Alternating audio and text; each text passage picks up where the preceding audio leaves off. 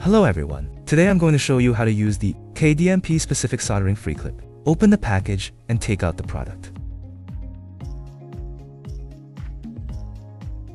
Let's take the Touareg PCB as an example for the demonstration. Open the PC side software and access the MLB interface. Click Wiring Diagram. Find the corresponding wiring diagram.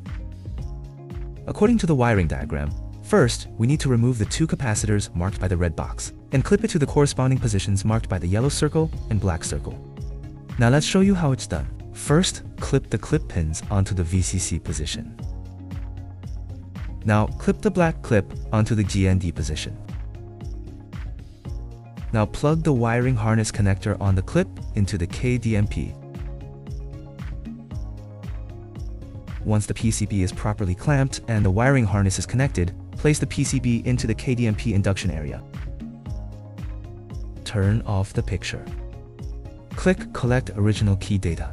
Follow the prompts to continue with the operation, and that's it.